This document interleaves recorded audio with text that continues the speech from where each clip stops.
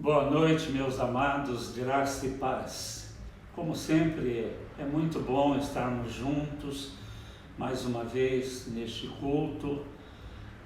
Nós aqui, eu na minha casa, no aconchego da minha casa, você aí na sua casa também, e eu creio que vai ser um tempo abençoador, um tempo de edificação, de desafio, de fortalecimento, e eu queria orar para que Deus realmente possa nos conduzir e falar conosco através da palavra dele, que você possa ser ricamente abençoado neste tempo. Então eu quero desafiar você a ficar conosco, a permanecer assistindo até o final, porque é uma palavra de Deus e eu creio que é algo especial de Deus para a sua vida nesta noite. Pai, em nome de Jesus, eu oro com gratidão, te louvando por todo este dia, pelo teu cuidado, por toda a proteção, condução, livramento, porque eu sei que o Senhor tem cuidado de nós. Debaixo das tuas asas, como filhos amados, o Senhor tem nos conduzido e nos levado adiante, à frente, e a tua palavra tem sido o norte, o rumo, a bússola que tem nos guiado diante de tantas lutas e dificuldades que muitos de nós têm enfrentado nesses dias.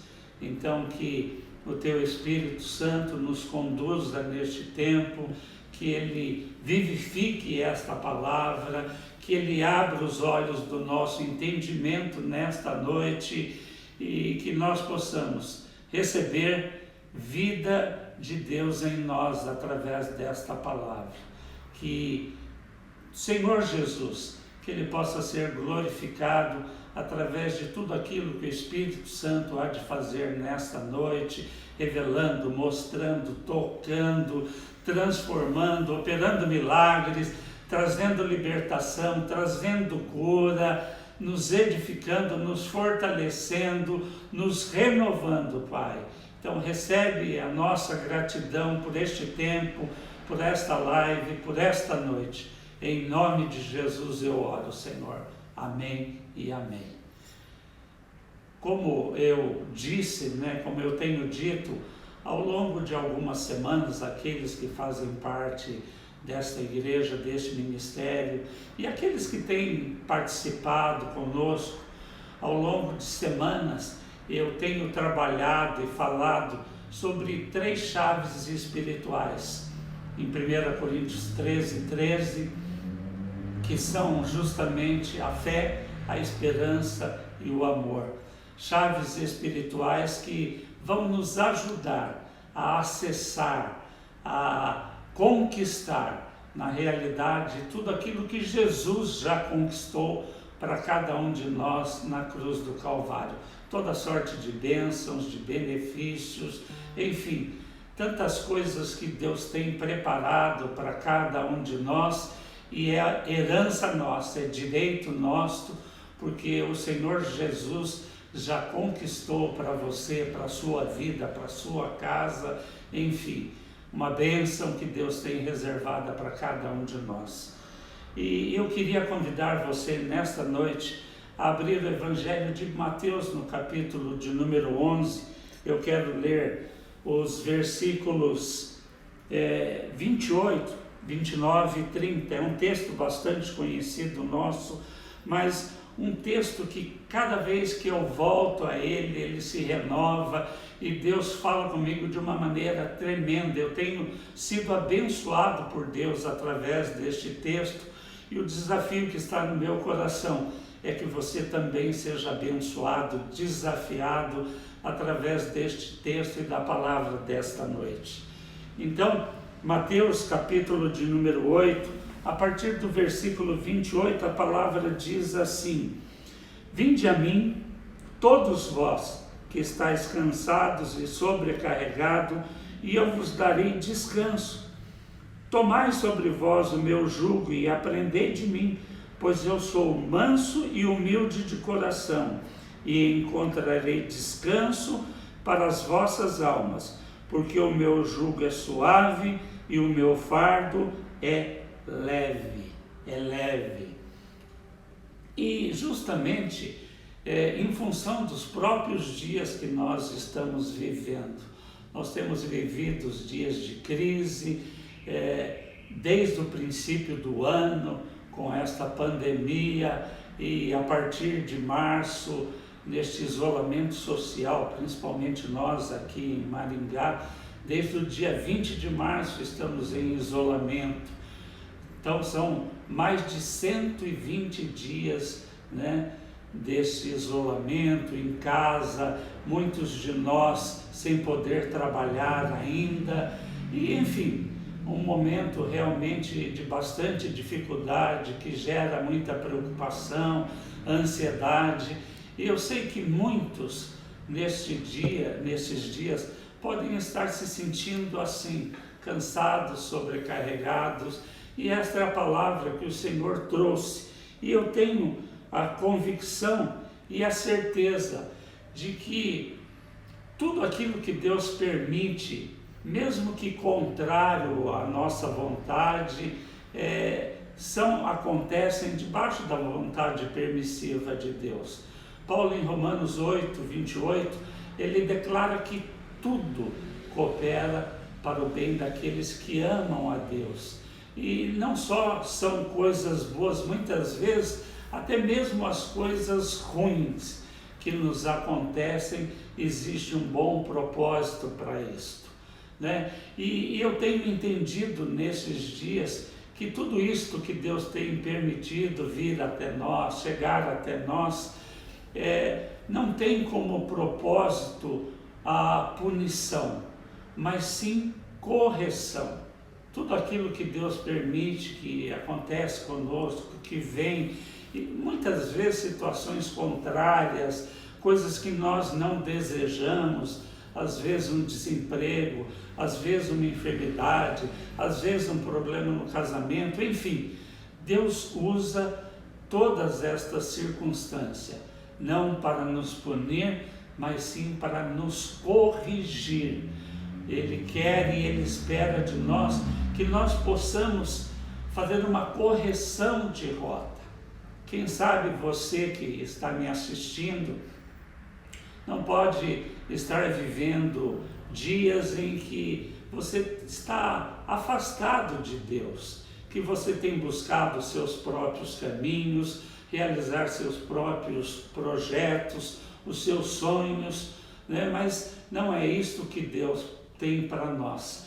E isto para mim fica muito claro, porque Deus, Ele nos parou. Na realidade, Deus parou o mundo literalmente, né, nesses dias, e eu entendo que é para que nós possamos nos voltar para Deus, né, nos converter muitas vezes do nosso mau caminho, do nosso mau procedimento, do fato de nós estarmos caminhando, né, e nesta caminhada nós não buscamos Deus, nós nos afastamos de Deus, enfim, nós podemos estar vivendo dias apartados de Deus. Quem sabe, se você se encontra nesta situação, você nesta noite não possa cair em si e retornar, fazer este caminho de volta, você experimentar nesta noite uma metanoia, uma mudança de mente que vai levar você a uma tomada de posição e a um retorno para os caminhos do Senhor. Então,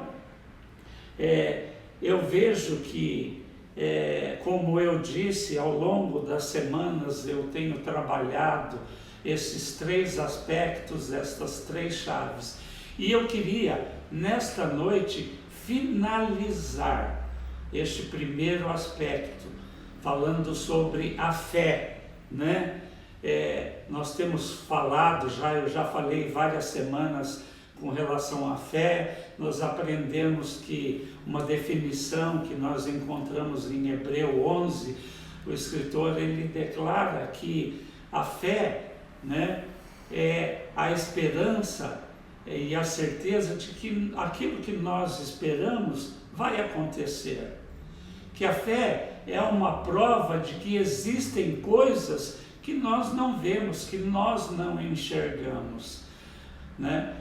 O próprio Paulo, né, ele, quando escreve a carta aos Romanos, no capítulo 12, verso de número 3, ele declara que a cada um de nós foi dado uma medida de fé. Então eu queria relembrar alguns pontos que eu creio são importantes a gente ter gravado, não só na nossa mente, mas principalmente no nosso coração.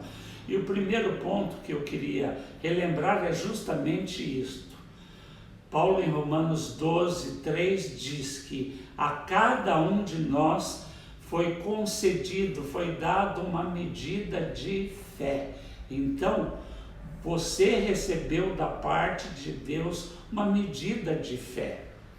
A grande questão é que muitas vezes nós queremos olhar para nós mesmos e pensar ou medir ou avaliar que nós temos talvez uma medida pequena de fé, né? E não é assim, porque quando nós olhamos e enxergamos em nós uma medida de fé pequena, isso nos paralisa, isso nos impede de avançar e conquistar tudo aquilo que Deus tem proposto para nós.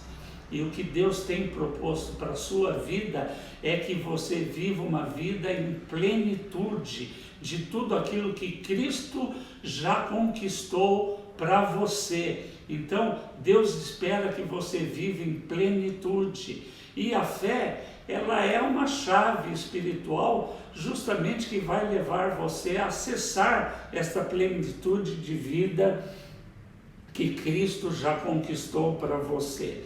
Então, entenda, você já recebeu de Deus uma medida de fé, mas uma medida que precisa ser exercitada. E na medida em que você exercita esta medida de fé, essa fé é fortalecida e esta fé, ela começa a crescer.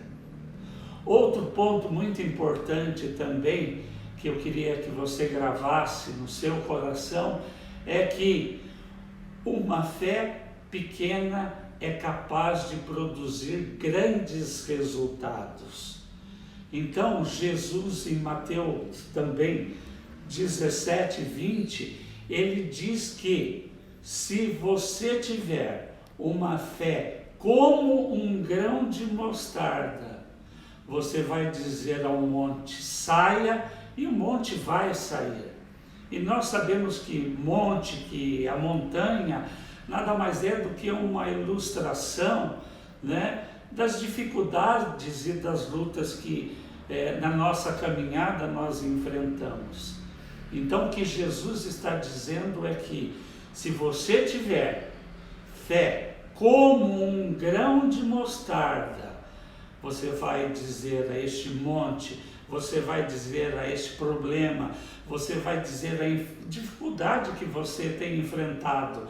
Pode ser na questão profissional, pode ser uma questão financeira, o seu monte, a sua montanha, pode ser um problema no seu casamento, pode ser um problema com o seu filho, pode ser um problema de saúde, não importa. Se você tiver fé, mesmo que uma fé pequena, você vai poder dizer, monte, sai daqui, e o monte vai sair. Porque a questão não é o tamanho da sua fé. A questão não é ter fé do tamanho de um grão de mostarda, mas a questão é ter fé como um grão de mostarda. Por quê? Porque a semente de mostarda é a menor semente entre as hortaliças. Mas mesmo sendo a menor semente, ela se torna um arbusto que chega muitas vezes a 3 metros de altura. Então, esta minúscula semente, ela não olha para si mesma, para o seu tamanho, né?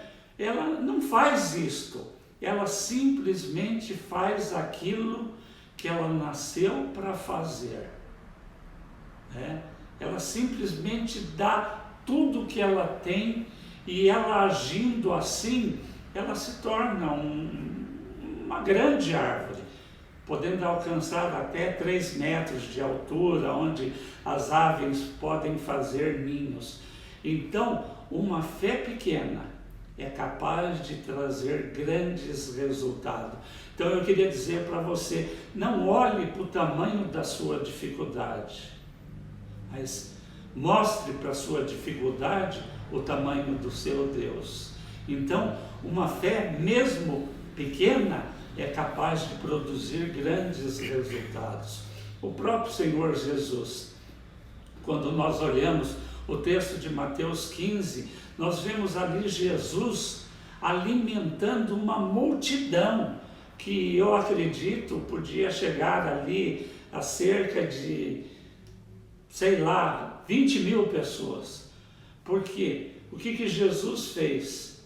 Ele tomou 5 pães e 2 peixinhos, diz o texto, ele alimentou esta multidão.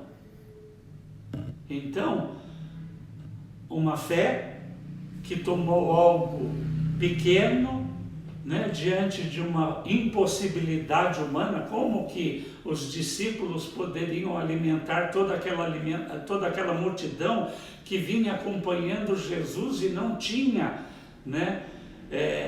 não tinha como ser alimentado. O lugar que eles estavam era deserto, e Jesus alimentou toda aquela multidão utilizando apenas 5 pães e 2 peixinhos. Também há um texto de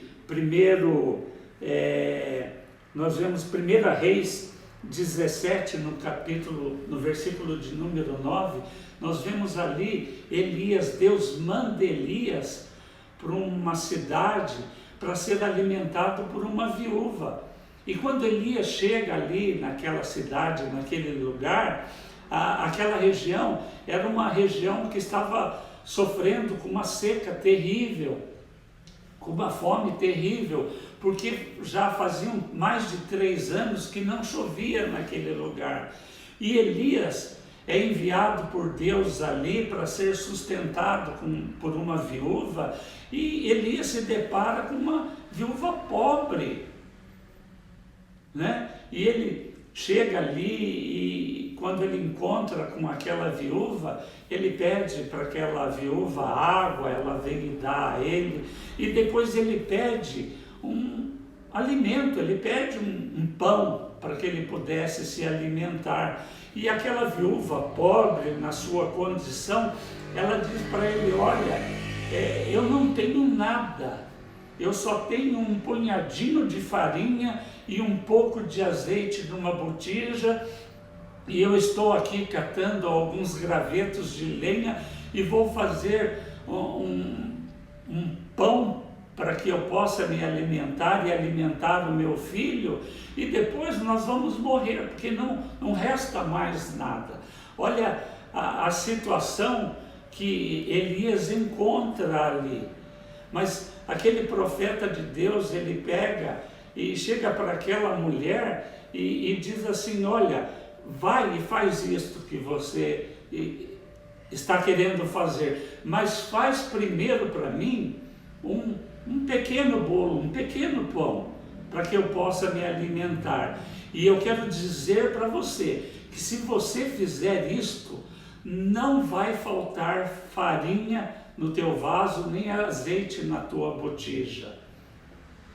E aquela mulher, diante daquela pequena quantidade de algo que era tão pouco, é até difícil acreditar um profeta de Deus, pedindo aquilo que seria a última refeição de uma viúva e o seu filho, pedindo para ele, para fazer primeiro para ele.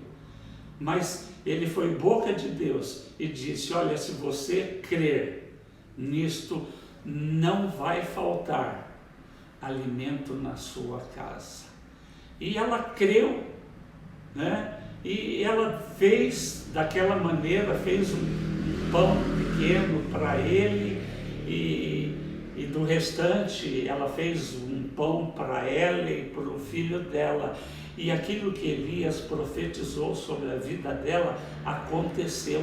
O texto, se você for lá ler a partir do versículo 9, declara que Elias, aquela viúva e o seu filho, eles foram sustentados durante todo aquele período de seca, até que chovesse novamente, o que ainda levou um longo período. Então Elias, a viúva e o seu filho, eles foram sustentados durante muitos dias com aquela pequena quantidade de farinha e aquela pequena quantidade de azeite.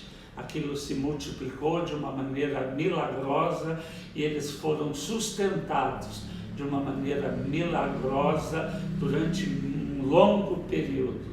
Então, é algo, né, tremendo, e nós precisamos entender esta realidade espiritual. Então, a grande questão não é ter uma fé pequena, a questão é exercitar esta medida de fé que Deus já deu para você. E ao você exercitar, você vai conseguir colher grandes resultados. Mas eu queria, além destes pontos, eu queria colocar mais um aspecto, né, de que a fé, né, além de ser confiança e esperança, né, a fé ela é resultado de uma entrega e não de uma determinação. Por que eu digo isto, né? Porque quando nós colocamos a nossa confiança e a nossa esperança em Deus, o próprio texto de Jeremias 17, né, um pouco à frente, né, ele declara isto: abençoado é o homem que coloca sua confiança em Deus e cuja esperança está posta também em Deus. Então, quem confia, né? Quem confia, descansa. Quem descansa, entrega. Então, a fé, ela é também uma entrega e não uma determinação, né? O próprio texto, né? E eu queria voltar então para o texto de Mateus 11. Por quê? Porque este texto é um convite. Jesus está convidando. Olha, você que tem estado cansado e sobrecarregado, vinde a mim. Por que será que muitas vezes nós nos sentimos cansados e sobrecarregados? É justamente em função desta nossa determinação. É justamente pelo fato de nós tentarmos fazer, de nós colocarmos a nossa confiança na nossa capacidade, no nosso potencial, né? Nos nossos recursos. E nós precisamos entender isto, que isto é um caminho que vai na contramão daquilo que Deus quer e tem para nós. Porque Jeremias, ele diz assim: abençoado é o homem que confia em Deus e cuja esperança está posta em Deus, né? Então, nós precisamos entender que a nossa confiança não pode estar em coisas. O próprio Paulo, quando escreve a sua primeira carta a Timóteo, eu tenho dito isto e eu tenho repetido para que, através da repetição, isso também fique gravado no seu coração, né? No capítulo 6, verso 17, ele fala do perigo que é nós colocarmos a nossa confiança em qualquer coisa que não seja Deus. É um perigo. Ele fala que é um perigo nós colocarmos a nossa confiança nas riquezas, em Deus, nos bens, né? Há algum problema em se ter dinheiro, uma reserva, uma poupança, algum problema em se ter bens, em se ter coisas? De maneira nenhuma. Que bom se todos nós pudéssemos ter uma reserva, né? Ter uma poupança, ter bens no momento, né, de crise, de dificuldade que nós já estamos passando, e eu creio que vai ainda continuar, nós vamos ainda passar. Mas as crises, elas vêm e vão. A grande questão é onde nós estamos colocando a nossa confiança, né? A questão não é se nós temos pouco ou muito dinheiro, a questão é no que eu tenho colocado a minha confiança. E assim, ele deixa muito claro que nós não podemos colocar a nossa confiança em bens, na nossa capacidade, na nossa esperança. E é bem assim, porque nós somos ensinados a ser e a fazer. Muitas vezes nós somos tomados por uma determinação de ir, de avançar, de conquistar, de fazer coisas, mas apartados de Deus. Não tem problema nenhum em se ter, mas a grande questão é onde está a minha confiança, onde está a minha fé. A minha fé está nos bens que eu tenho, no dinheiro que eu tenho, na capacidade que eu tenho, está na minha empresa. Não pode, né? A palavra de Deus é muito clara, e eu tenho entendido, como eu já disse, que Deus está nos chamando para nós muitas vezes voltarmos deste caminho de independência, né? de caminhar sozinho. Deus está nos chamando de volta para Ele, de volta para Ele.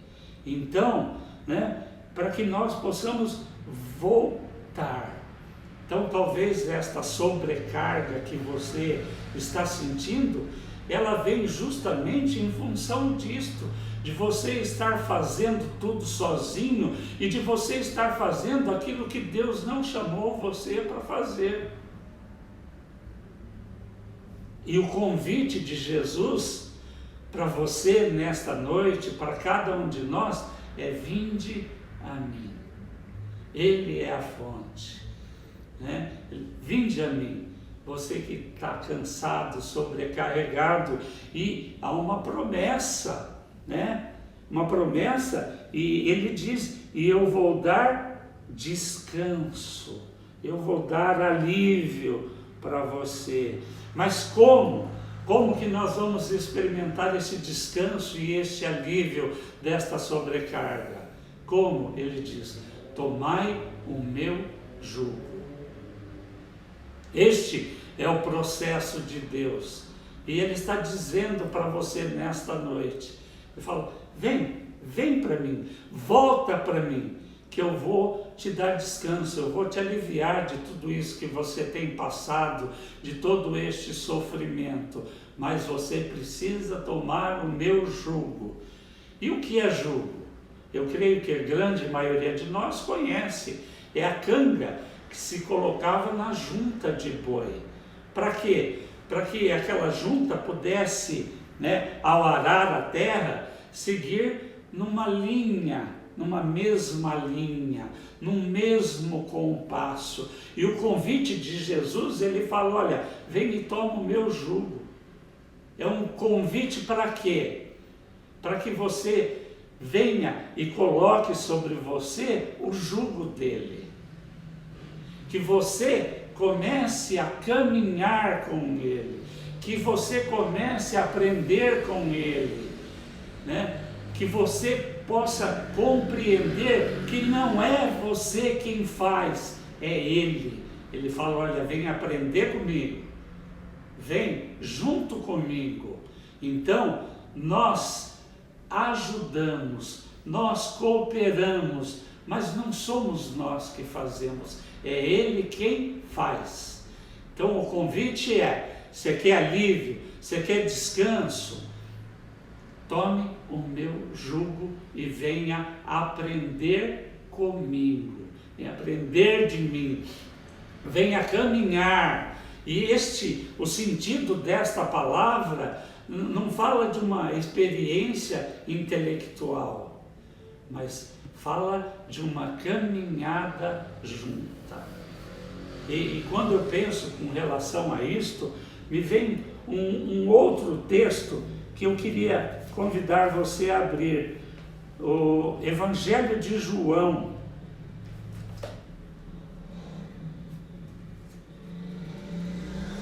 capítulo de número 8,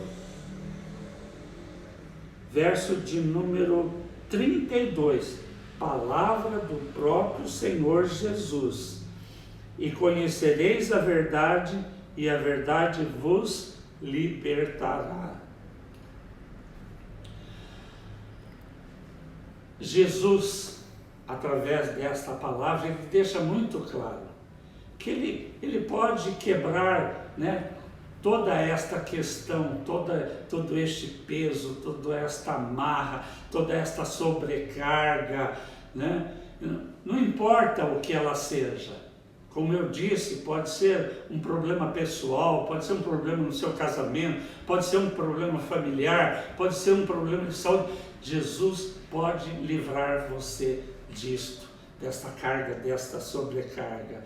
Mas nós precisamos entender esta realidade, que Jesus, né, ele está falando que você vai conhecer a verdade e a verdade vai trazer libertação, vai trazer alívio, vai trazer descanso para você. Mas quando nós olhamos, né, esse conhecer, gnosko, no grego, né, isto fala mais do que uma experiência intelectual, não é o conhecimento da palavra de Deus, que é a verdade, que vai produzir resultado, mas é conhecer a própria palavra. Esta palavra tem um nome, e o nome é Jesus. É na medida em que você conhece Jesus, passa a caminhar com Jesus, passa a ter intimidade com Ele, é que você vai experimentar libertação, é que você vai experimentar descanso. Então, isto fala de uma experiência não intelectual, mas de uma experiência relacional. Isto fala de um relacionamento com o Senhor, com Jesus. Isso fala de uma caminhada com Ele. Ele vai fazendo, nós vamos caminhando junto com Ele, aprendendo com Ele, cooperando com Ele. E Jesus, Ele fala, se você fizer isto, né? Voltando lá para Mateus 11, ele fala, se você fizer isto, você vai encontrar descanso para a sua alma. E ele diz um pouquinho antes, né? Ele fala, vem aprender de mim, que sou manso e humilde de coração. O que Jesus está dizendo? Ele está deixando muito claro que a nossa arrogância, que a nossa prepotência, né, que o nosso orgulho, que a nossa capacidade, que o nosso potencial não é capaz de nos levar a lugar nenhum. A única coisa que nós conseguimos quando nós queremos caminhar sozinho é decepção. Você vai se decepcionar. Por quê? Porque você não foi chamado para andar sozinho. É com Ele. É com Ele. Então, quando eu entendo, quando eu aceito o convite de Jesus, eu me volto, né, dessa minha caminhada solitária, desta minha busca solitária, e eu me volto para Ele. Creia nisto, eu creio nisto. Deus nos parou para que nós pudéssemos nos voltar para Ele, voltar para perto dEle, porque junto com Ele nós somos capazes sim de acessar e de experimentar toda sorte de benefícios que o Senhor tem proposto para nós em Cristo Jesus, né? Então, é uma fé que se entrega, que se dá. Por quê? Porque é uma fé que confia e que espera só nele. Nós não podemos confiar em nós, na nossa capacidade, mas é na dele, não é na nossa. Então, quando nós damos ouvidos ao convite de Jesus, eu não sei o que você tem vivido e o que você tem passado, mas a minha oração nesta noite vai ser para que você caia em si, para que você atenda ao convite do Senhor, venha a Ele e você possa experimentar não só descanso, não só alívio, não só refrigério, mas a promessa é de bênçãos e benefícios que Deus o Pai já concedeu para você em Cristo Jesus. É a declaração de Paulo em Efésios 1:3. Depois você pode ir lá conferir e ler. Mas Paulo, em Efésios 1:3, ele bendiz a Deus. Ele fala: bendito seja o Deus e Pai de nosso Senhor Jesus Cristo, que nos abençoou com toda sorte de bênçãos espirituais nas regiões celestiais em Cristo. Então, Deus tem preparado para você bênçãos e benefícios de toda sorte, de todo tipo, mas estas bênçãos e benefícios, elas estão nas regiões celestiais, e a fé é uma chave que te dá acesso, que vai te levar a alcançar todos estes benefícios. O convite de Jesus para você nesta noite é: venha a mim, volte-se para mim, venha andar comigo, venha caminhar comigo, venha me conhecer, venha aprender comigo, e você vai experimentar refrigério, descanso, alívio, e você vai colher ainda, além de tudo isso, toda sorte de bênçãos e benefícios que Deus tem para você, para a sua vida pessoal, para o seu casamento, para a sua família, para o seu trabalho, para a sua empresa. Deus é bom em todo tempo e Ele quer abençoar você.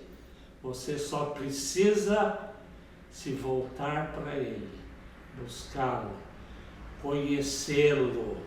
O segredo está em conhecer ao Senhor, ao conhecer, aprender com Ele, a caminhar com Ele, e você vai colher toda sorte de bênçãos e benefícios que Deus tem para a sua vida em Cristo Jesus.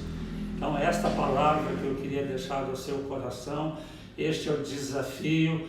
Eu queria que você pudesse repensar, talvez, como você tem caminhado, como você tem desenvolvido a sua trajetória, que você pudesse ouvir o convite que o Senhor está fazendo para você nesta noite. Repensasse a sua posição, a sua postura, que você se voltasse para Deus, para que Ele possa realmente abençoar a sua vida, abençoar você. Então eu quero orar por isto. Pai, em nome de Jesus, eu oro pela vida daqueles que estão comigo, daqueles que estão me assistindo, me ouvindo nesta noite. Espírito Santo, Tu és aquele que traz vida. Então abre os olhos do entendimento de todos aqueles que estão ouvindo esta palavra, que vão ainda ouvir esta palavra amanhã, depois, ao longo da semana, mas que eles possam refletir que este é um tempo de nós nos voltarmos para Deus, nos voltarmos para Ele. Este é um tempo de nós conhecermos Deus de uma maneira mais profunda, conhecermos a Jesus ainda de uma maneira maior. Então que nós possamos nos arrepender das nossas práticas, nos voltar para Ele, que nós possamos fazer uma conversão. Nós estávamos caminhando num sentido que estava nos levando à morte, que nós possamos voltar deste caminho de morte e começar a andar num caminho de vida, vida plena e vida abundante que Deus tem em Cristo Jesus proposto para cada um de nós. Então que o Senhor te abençoe, que você tenha uma semana de vitória, né? Se voltando para Deus, retornando para os caminhos do Senhor, né? Aprendendo a conhecer, caminhando com Ele, tendo intimidade com Ele. Em nome de Jesus, Deus te abençoe e até um novo tempo, até a nossa próxima reunião, se Deus quiser. Deus te abençoe, um beijo para cada um de vocês. Amém.